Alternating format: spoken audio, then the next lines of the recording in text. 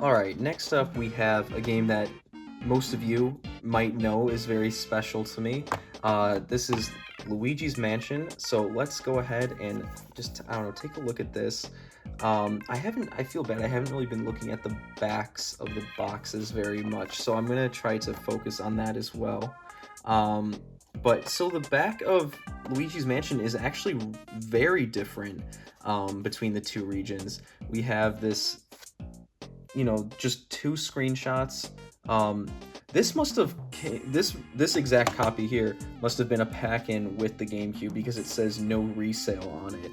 So I'm guessing that this was, someone's, first GameCube game in Japan. They got it. It probably came packed in the box with their system. So that's really cool. I actually never noticed that before. And then you have the back of Luigi's Mansion here. It gives you the basic premise of the story, but you get a lot more, actual looks at the game itself. You have some bosses here, and just a little variety of screenshots. So let's open this up. Look at the disc. This is just so iconic. You have Luigi, you have a Boo, the mansion. What else do you need, And then the manual. I used to look at this too much as a kid.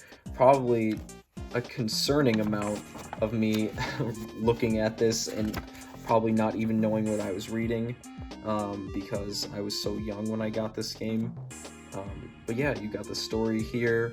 You've got the cast. I remember asking my mom what the word cast meant, and she told me that it meant, like, the characters, and I thought that was really cool. That's how I learned what that meant.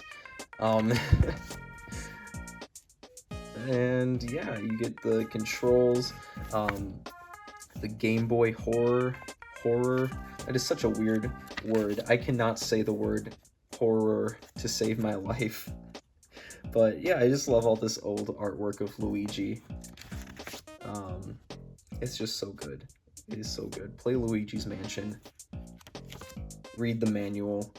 I remember reading the manual because I was stuck at the part where you had to press that button that you could only see in the mirror, and I played the game on such a small little TV that it was like impossible for me to see. And I remember looking in the manual because I thought it would tell me how to get past that part. And then my mom bought me the strategy guide because she called GameStop and was like, "My son is stuck in Luigi's Mansion, what do we do?" And they told her to buy the strategy guide, and that's kind of, that was my first strategy guide, was for Luigi's Mansion. And strategy guides are cool. So yeah, there's the English American manual for Luigi's Mansion. So now let's open up the Japanese one because that's probably a lot more interesting. Let's just get a closer look at the back here. That is just so cool. I think it's so cool how different the back of the box was. So this pink piece of paper, I think this was probably from the eBay seller. So the disc here is not too different, actually. The only thing that's different is in the American version, there was a Boo right here, and here there's not. Otherwise, you have the Japanese Luigi's Mansion there, or Luigi Mansion, as it says. And then, other than that, it's pretty similar. The shade of green is a little bit different. It's a little bit more vibrant. But other than that, it's the most similar I've seen a disc to the US release. This actually is not from the eBay seller. This looks like it's telling you how to clean your GameCube discs, which is very interesting. I don't think any of the other games I have here have that. Which actually that makes sense because this was probably someone's pack-in game with their system.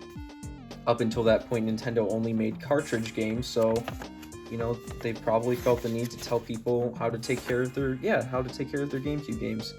That's so cool. Yeah, it has instructions for like how to put it in the system and stuff, because Luigi's Mansion was a launch title. So that's really cool. I didn't realize that before. So yeah, this page is like identical, which is cool. I hadn't really flipped through this before, but everything's looking to be nearly exactly the same. But that's okay. It's cool to see. I was kind of hoping for some differences, but No, it's actually really close to the US release, you know. Even everything down to the page layout is pretty much the same. So, yeah, it's all there. Um all right, so that's Luigi's Mansion. Oh, the back is different.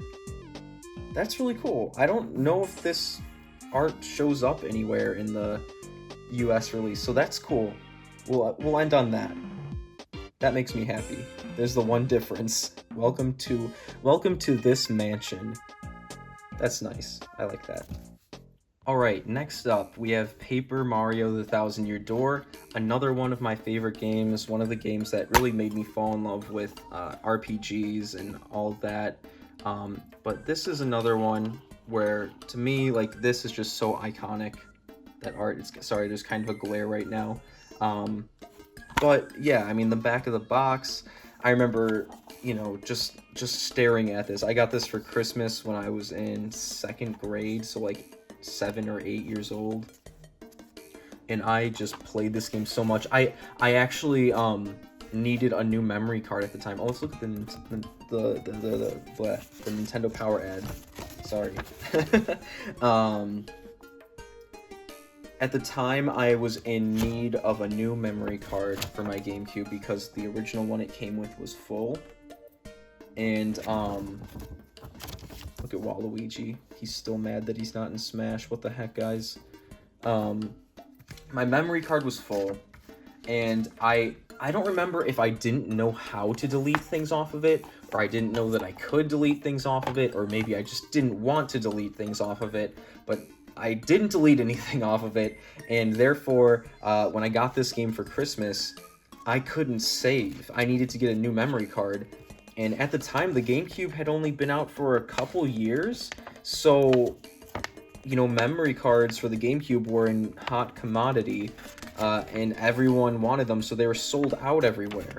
So I just kept replaying the beginning of this game until I got a memory card, because I wanted to play it so much. I was like, I cannot wait.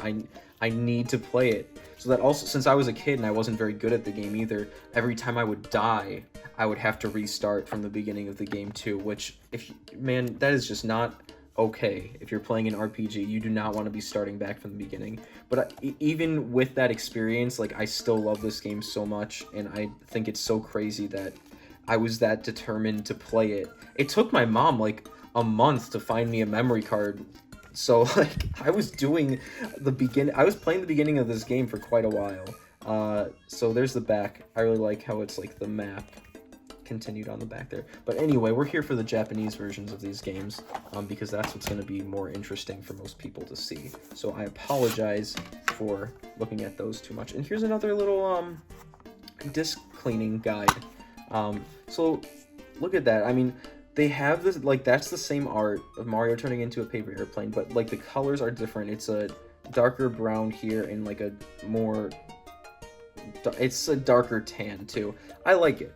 The designs are very similar, and, you know, they didn't change much, but it's a significant enough change. Oh wait, let's look at the back of this. Let's compare them. I think I like the back of the Japanese box a lot more. I really like this little, like, I would wear, like, I wouldn't, I'm not the type of person who really wears pins. I would iron a patch of this onto, like, a really cool looking jacket. So any artists out there, if you can make that, I will buy it. But anyway, let's look at the manual. Oh, and there's a old Club Nintendo thing. I would make the joke about scanning it in again, but obviously it's not gonna work. I'm sorry. So yeah, here's the manual. There's that disc cleaning guide in the beginning. We got our man Paper Mario there. The characters. This was another game that was one of the first strategy guides that I got to. I would like to make a video actually just showing my strategy guide collection, because I think those are a really cool thing to look at too. But knowing me, it would probably be like 4 hours long, because I would want to look at every page like I'm doing now. So there's not too much different here. So let's move on from Paper Mario. Oh, look, that's different. That's cute. I really like that. Okay, let's go to the next game. Okay, Wario World. I talked about this one briefly in the collection video. A game that I always wanted to play growing up. I remember seeing this sitting on the shelf in Blockbuster specifically all the time, just being like, this looks so cool. A game where you play as Wario, it's 3D, and it is a cool game. It really is. But it has some issues with its level design that I did not particularly like. And there were just some levels that were just kind of frustrating, but it's still a cool game. I don't want to be too hard on it because I miss getting just weird little games like this. So the disc, it's all black, and you've got this gold treasure, his Wario's castle. And then let's look at the manual. I think this, yeah, I only have the manual with this one, no Nintendo Power ads or anything. But yeah, this one, I think we all have those games where you just would always see them, you would always want to play them, you never really knew anything about them. That's kind of what this game is for me. But now I have played it, and you know, it's all right. It's just really, it's a really weird game. It's like a 3D beat 'em up, but also it tries to be a platformer too, and the platforming just doesn't feel as good as the 3D Mario games. But I think this was actually developed by Treasure, and they're known for making a lot of 2D action games, which is, I think, where that beat 'em up element came from. So let's set that aside, and let's take a look at the Japanese version here. The Japanese versions of Wario games are always so different, like in terms of the packaging and the boxes that they would come in. They always were like gold. It was always all about gold because Wario games are always about, you know, money, and how, you know, the games always revolve around Wario's greed and his desire for money. So that's what they always did with the packaging too. So let's look at the disc. So like right off the bat, the disc is just entirely gold. It almost reminds me of the Wind Waker disc. I don't have the Japanese version of either of the, or of any of the Zelda games for the GameCube. So those will definitely be ones that I look out for in the future. But let's just flip through the manual. I'm guessing it's gonna be, yeah, I mean, I'm already seeing like the same page layout and everything. So yeah, the manual's pretty much the same. So yeah, really not much to say about this one. Oh, maybe I skipped over this in the English one, but there's these aren't even bosses. These are just some just random enemies you'll run into. I think this guy was a boss though. He's one of the bosses. Let's see, no, that's not more characters. The character designs in this game though are so weird. Like some of the bosses and stuff, like this guy, he's like a big, he or she, I don't know. But they are like, I don't know, they're just a big like alligator wearing a thong. This game is so weird. It's funny. So if you ever find Wario World for cheap, definitely give it a shot. But yeah, that's really all I have to say about the Japanese version. Mostly all the differences are with the outer case. So let's move on from that. And finally, I have Pokemon Colosseum. So let's again start with the US version here. Look at the back, you know, it's got these 3D renders of, you know, Gen 3 Pokemon, which was just coming out at the time. This game came out in, what, 2004? Yeah, I think so. Gen 3 had been out. But, I like the disc a lot for this one. You have the red silhouettes of Umbreon and Espeon against the black background, and you have the logo with the little beams of light shooting off of it. It looks really cool. It's a very solid design, and I like that a lot. So let's look at the papers that come with this. Special offer. Subscribe today to receive a free Pokemon Colosseum Player's Guide. I actually do not have the strategy guide for Colosseum. That's really cool. Final Fantasy Crystal Chronicles. That's the game that's getting a remake really soon. It was announced a long time ago, but again, there's Waluigi looking really angry. So that's really cool. The manual, we'll flip through it really quick. Pokemon. Not really a lot. Oh, that's cool. This is a cool page, but they didn't. It was all all the pictures, or all the art they used were the 3D renders, which is fine. I'm starting to get super nostalgic for early 3D renditions of games and stuff, so I think that's cool. But not a very visual heavy manual here, just a lot of text. Silver GameCube controller, characters. I really thought it was cool how you start off with Espeon and Umbreon in this game. There's this girl with her fish. I always thought her eyes. I just say fish. I always thought her eyes. She looks like she has fish eyes. Like they look like they're too far apart. Like they're almost on the sides of her head. But I like this game a lot.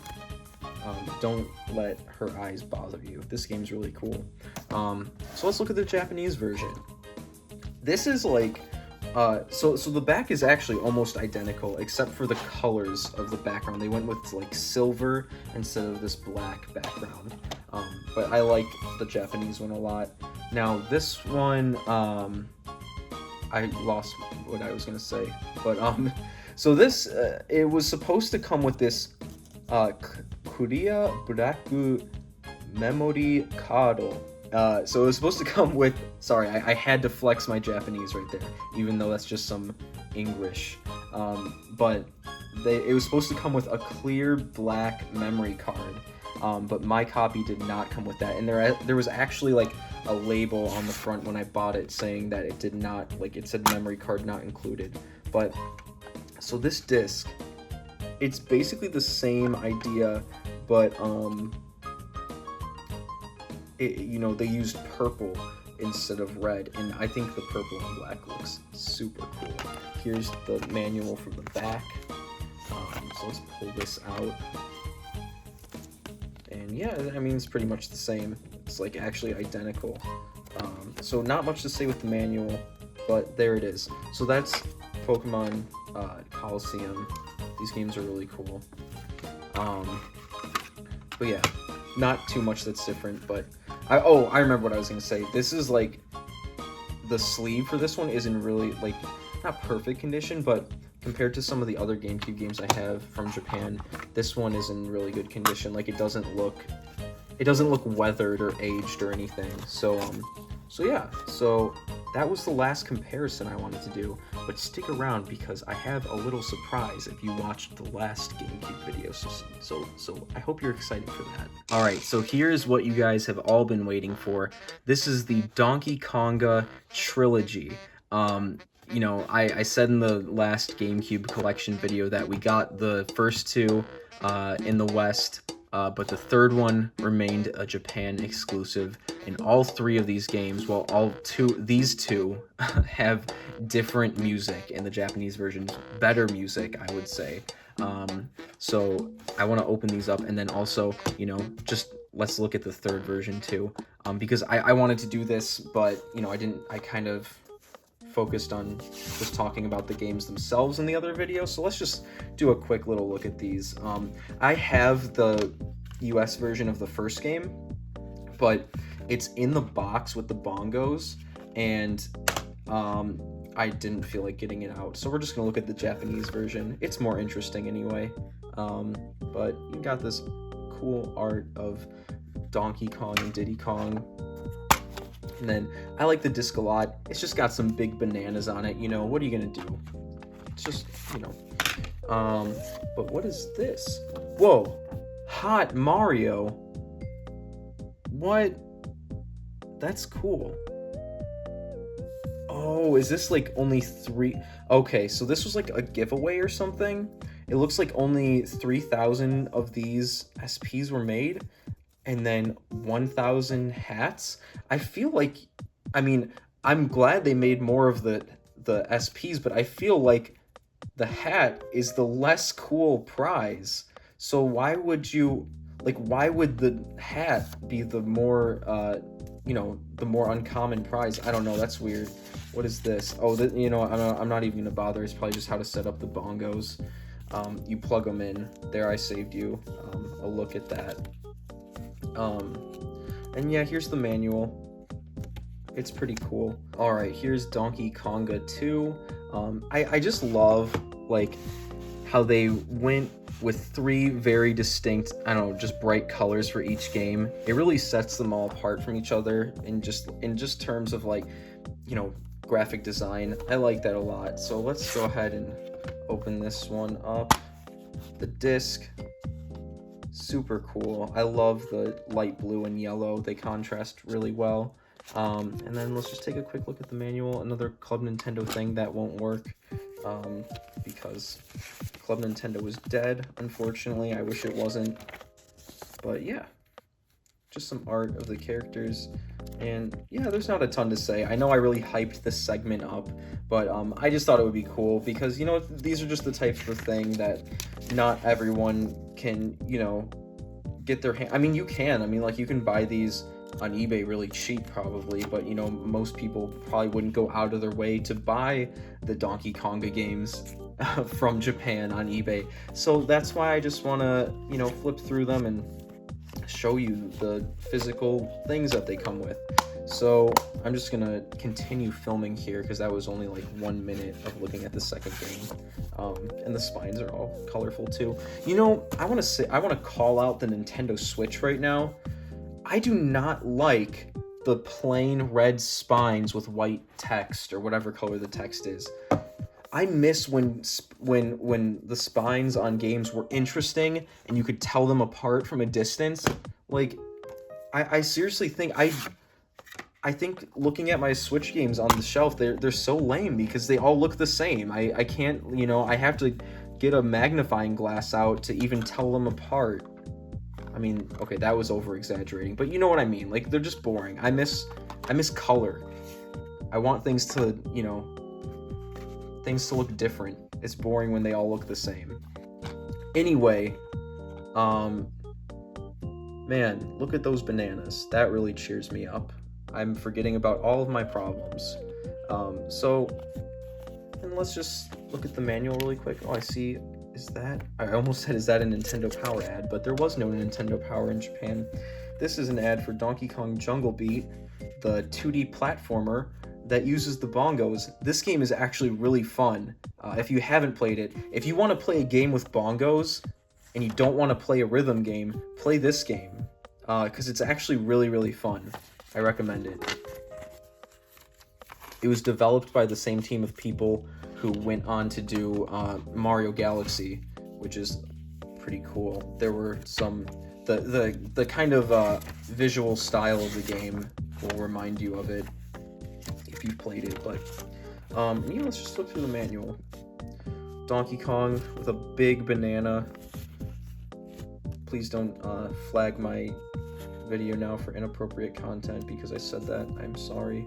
Funky Kong with his jean shorts. You got all the characters here. It's so weird seeing Diddy Kong with his hat off. He looks like a little bald person. And Cranky Kong, man, this poor guy. You can tell his back just really hurts. I feel so sorry for him. But speaking of backs hurting, my back is starting to hurt from standing hunched over the camera for so long. So I'm going to end it there. Look at that. Donkey Kong 3 50th Anniversary Edition. That's not what it says. It says 50 songs, but okay. I hope you all enjoyed that. And because I definitely think it's fun to just kind of talk about things and show things like that. So, okay. Have a great day. I'm sorry. I'm sorry I hit this camera tripod all the time. Have a great day, and I'll see you in the next video. Take care. Bye.